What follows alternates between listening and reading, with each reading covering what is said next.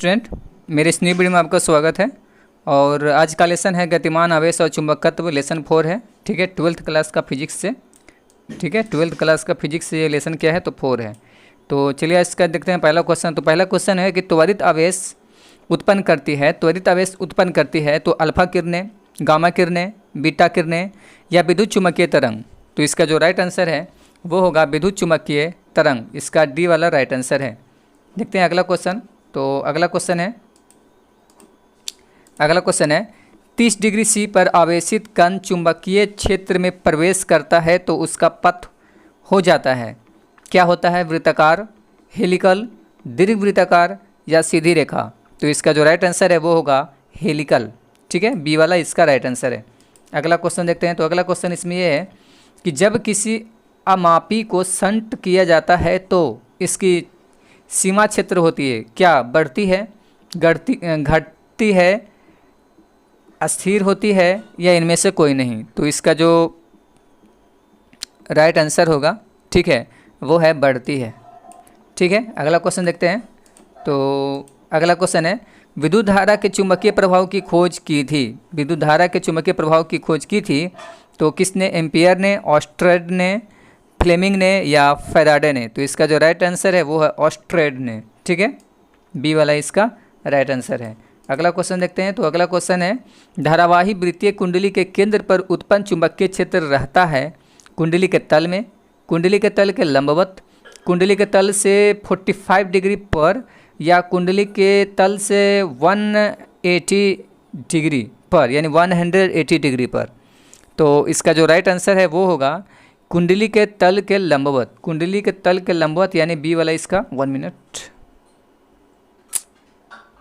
तो इसका जो राइट आंसर होगा वो होगा कुंडली के, इसका जो राइट आंसर वो होगा कुंडली के तल के लंबवत। ठीक है, इसका बी वाला राइट आंसर है। देखते हैं अगला क्वेश्चन। तो अगला क्वेश्चन इसमें है कि चल कुंडली धारामापी में कुंडली के मध्य नरम लोहे की क्रोड रखते हैं ताकि चुंबकीय क्षेत्र समरूप हो जाए, चुंबकीय क्षेत्र का मान प्रबल एवं त्रिज्य हो जाए, चुंबकीय क्षेत्र केवल त्रिज्य हो या कुंडली का प्रतिरोध शून्य हो। ठीक है, तो इसका जो राइट आंसर होगा वो होगा कि चुंबकीय क्षेत्र का मान प्रबल एवं त्रिज्य हो। ठीक है, ये इसका बी वाला राइट आंसर होगा। ठीक है, अगला क्वेश्चन देखते हैं। तो अगला क्वेश्चन इसमें ये है कि गैल्वेनोमीटर में शंट का व्यवहार किया जाता है तो उसकी सुग्राह्यता बढ़ाने के लिए, उसका प्रतिरोध बढ़ाने के लिए, विद्युत धारा के कारण उसे टूटने से बचाने के लिए या उपयुक्त में कोई भी नहीं है। इसका करेक्ट आंसर इसमें नहीं दिया गया है। तो इसका जो राइट आंसर है वो होगा, ठीक है, इसका जो राइट आंसर वो होगा विद्युत धारा के कारण उसे टूटने से बचाने के लिए, यानी सी इसका राइट आंसर है। देखते हैं अगला क्वेश्चन। तो अगला क्वेश्चन इसमें यह है कि लॉरेंज बल की दिशा ज्ञात करने का नियम है। फ्लेमिंग का बाएं हाथ का नियम, फ्लेमिंग का दाएं हाथ का नियम या विपरीत, मैक्सवेल का दाएं हाथ का कॉर्क स्क्रू नियम, ठीक है, और एम्पियर को तैरने का नियम, एम्पियर का तैरने का नियम। तो इसका जो राइट आंसर है वो होगा फ्लेमिंग का बाएं हाथ का नियम, फ्लेमिंग के बाएं हाथ का नियम।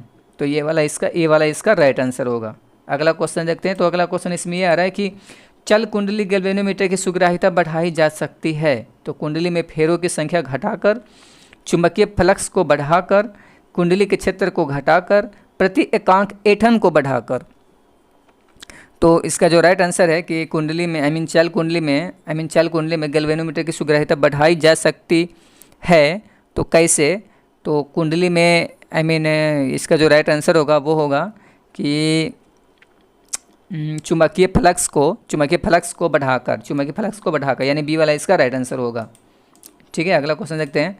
एक समान चुंबकीय क्षेत्र उत्पन्न करता है तो सीधे धारावाही तार से, वृत्तीय लूप में धारा के प्रवाह से उसके केंद्र पर का, और सी में है वृत्तीय लूप में धारा के प्रवाह से उसकी अक्ष पर, और डी में है परिनालिका में धारा के प्रवाह से उसके भीतर, उसके भीतर, ऐसे कुछ यहाँ पर छूटा हुआ है।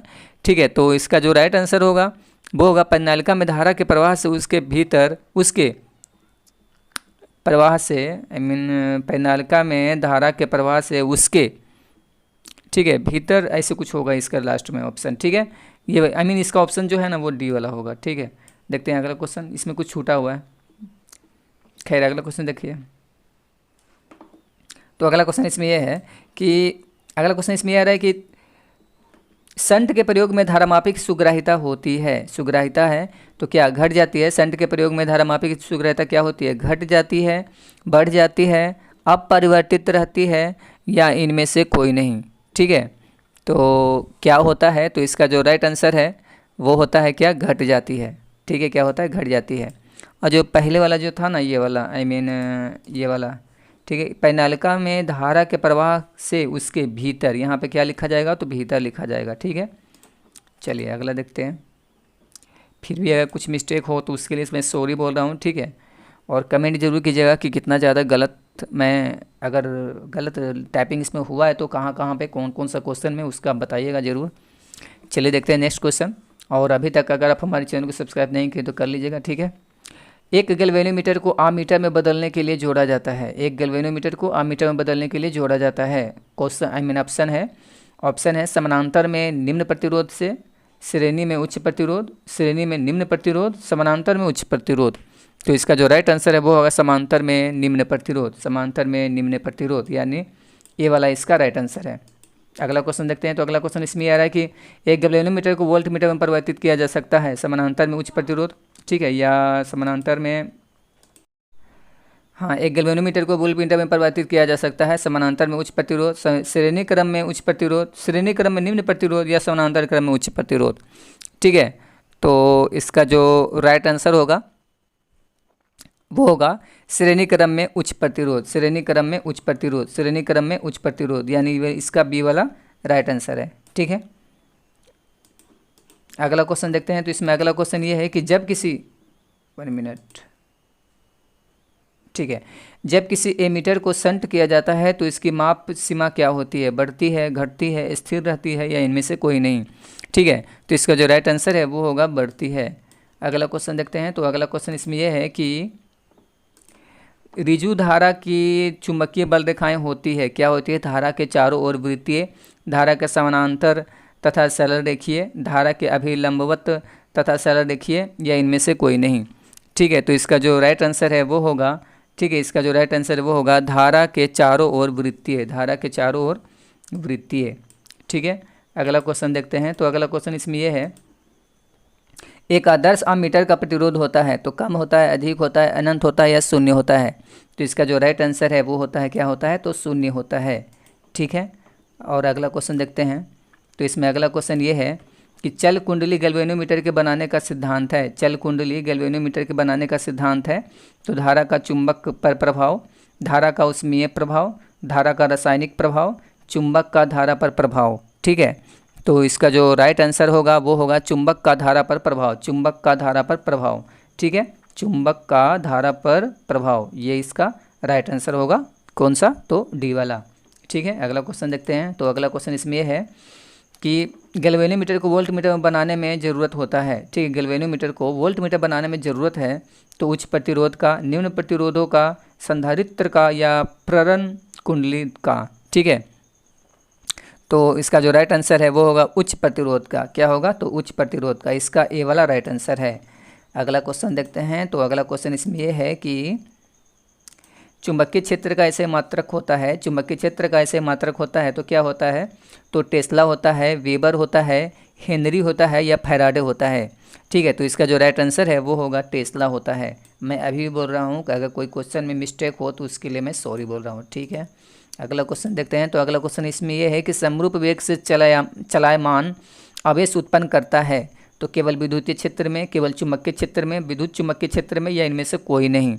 ठीक है, तो इसका जो राइट आंसर होगा वो होगा विद्युत चुंबकीय क्षेत्र में। विद्युत चुंबकीय क्षेत्र में। ठीक है, सी वाला इसका राइट आंसर है। ठीक है, अगला क्वेश्चन देखते हैं। तो अगला क्वेश्चन इसमें यह आ रहा है कि एक आदर्श वोल्टमीटर का प्रतिरोध होता है तो क्या होता है? कम होता है, अधिक होता है, अनंत होता है या शून्य होता है?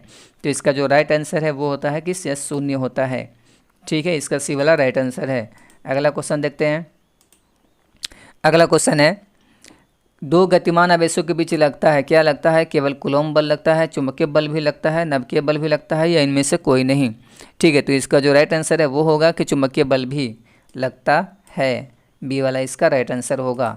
अगला क्वेश्चन देखते हैं। तो अगला क्वेश्चन इसमें यह है कि चुंबकीय बल क्षेत्र का ऐसे मात्रक क्या होता है? वेबर होता है, टेस्ला होता है, गॉस होता है, या इनमें से कोई नहीं? तो इसका जो राइट आंसर है वो होगा कि टेस्ला होता है। ठीक है, इसका बी वाला राइट आंसर होगा। अगला क्वेश्चन देखते हैं। ठीक है, अगला क्वेश्चन है और यही इसका लास्ट क्वेश्चन, आई मीन ये इस लेसन का लास्ट होगा। दो समांतर तारों में विपरीत दिशाओं में धाराएं प्रवाहित होती है तो वे एक दूसरे को विकर्षित करते हैं, एक दूसरे को आकर्षित करते हैं, एक दूसरे पर कोई बल नहीं लगाते हैं, या एक दूसरे के धाराओं को नष्ट कर देते हैं। तो इसका जो राइट आंसर है वो होगा एक दूसरे को विकर्षित करते हैं, एक दूसरे को क्या करते हैं? तो विकर्षित करते हैं। ठीक है, यानी इसका ए वाला राइट आंसर होगा। ठीक है, तो आज के वीडियो में बस इतना ही रहने देते हैं, मिलते हैं किसी नेक्स्ट वीडियो में। और अभी तक अगर आप हमारे चैनल पे अगर नए होंगे तो प्लीज़ मेरे चैनल को सब्सक्राइब कीजिए, लाइक कीजिए और बेल आइकन को ओपन कीजिए, ताकि जब भी मैं किसी और अलग वीडियो को अपलोड करूं तो उसका नोटिफिकेशन आपके पास में सबसे पहले पहुंच पाए। ठीक है, वीडियो देखने के लिए धन्यवाद। Thank you.